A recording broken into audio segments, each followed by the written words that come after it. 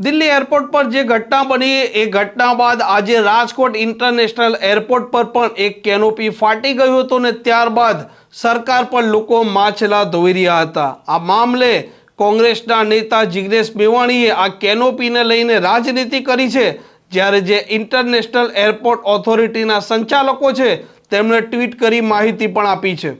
શું આપને વરિષ્ઠ પત્રકાર પ્રશાંત દયાળ અને તુષાર બસિયા સાથે રૂબરૂ મુલાકાત કરવી છે?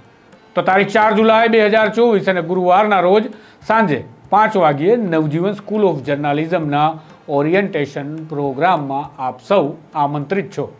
નવજીવન સ્કૂલ ઓફ જર્નાલિઝમ શું છે, પત્રકારત્વનો અભ્યાસક્રમ શું છે, પત્રકારત્વ શું છે અને પ્રશાંત દયાળનું પત્રકારત્વ કેવું રહ્યું તેમના સફર વિશે પણ થોડી ઝાંખી મેળવીશું।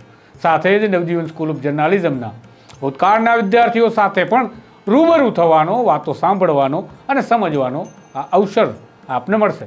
જો આપ આવવા ઈચ્છો છો, વધુ માહિતી જોઈએ છે તો આ મોબાઈલ નંબર 97 248 17 4 37 પર અવશ્ય રજીસ્ટ્રેશન કરાવી લેશો અને વધુ વિગતો મેળવી લેશો। નમસ્કાર, આપ જોઈ રહ્યા છો નવજીવન ન્યૂઝ અને હું છું આપણી સાથે તોફિક ગાંચી। ગુજરાતમાં અત્યારે સાર્વત્રિક વરસાદ વરસી રહ્યો છે। સમગ્ર રાજ્યના દરેક જિલ્લાઓમાં વધતા ઓછા પ્રમાણમાં વરસાદ અત્યારે વરસી રહ્યો છે।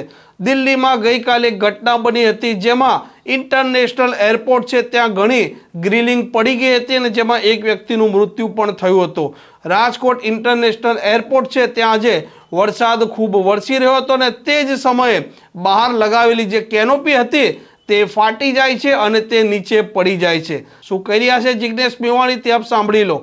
રાજકોટ એરપોર્ટ પરનો કેટલોક હિસ્સો એ તકલાદી અને નિમ્ન કક્ષાનું કામ કરવાના કારણે પડી ભાગ્યો। ભારતીય જનતા પાર્ટીના ભ્રષ્ટ નેતાઓ અને એમના ચહીતા અધિકારીઓની મિલી ભગતના કારણે જ અગ્નિકાંડથી લઈને રાજકોટ એરપોર્ટના હિસ્સો તૂટી જવો આવી ઘટનાઓ બની રહી છે। રામનું નામ લઈ ભોળી જનતાને ધર્મની રાજનીતિના નામે છેતરી કરોડો અરબો રૂપિયાનો કૌભાંડ અને ભ્રષ્ટાચાર આદર્યો છે અને એનું પરિણામ આજે ગુજરાતની જનતા ભોગવી રહી છે। આશા રાખું કે મૃદુ મુખ્યમંત્રી મૃદુ ન બની રહેતા આ ભ્રષ્ટાચારીઓની સામે મક્કમ બને અને અગ્નિકાંડ અને રાજકોટ એરપોર્ટ પરની એવી ઘટનાઓ કોઈ દિવસ ન બને એ કેન્દ્રમાં બેઠેલી ભાજપ સરકાર અને ગુજરાતમાં બેઠેલી ભાજપ સરકાર સુનિશ્ચિત કરે, નહીં તો તમારા ભ્રષ્ટાચારના પાપના કારણે ગુજરાત અને દેશની જનતાએ ભોગવવું પડી રહ્યું છે। રાજકોટ ઇન્ટરનેશનલ એરપોર્ટ ઓથોરિટીએ આ મામલે ટ્વીટ કર્યું છે અને ટ્વીટમાં માહિતી પણ આપી છે કે રાજકોટમાં ખૂબ વરસાદ હોવાથી ત્યાં આ કેનોપી પર પાણી ભરાઈ ગયું હતું અને તે ફાટે તેવી સંભાવના હતી અને ફાટી ગયું। આ દરમિયાન જે ત્યાંનો સ્ટાફ હતો તેને જાણ કરવામાં આવી હતી। આ જગ્યા કોર્ડન કરી લેવામાં આવી છે। આ દુર્ઘટનામાં કોઈ વ્યક્તિનું મૃત્યુ નથી થયું અને કોઈ ઈજા પણ નથી થઈ તેવું પણ આ ઓથોરિટીએ જણાવ્યું છે। અને ઇન્ટરનેશનલ એરપોર્ટ ઓથોરિટી છે જે રાજકોટની છે તેમણે પણ આ મામલે સ્પષ્ટતા કરી છે। નક્કી તમારે કરવાનું છે કે શું સાચું છે અને શું ખોટું છે।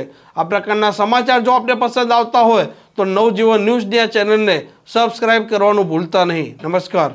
વૈષ્ણવજન તો તેને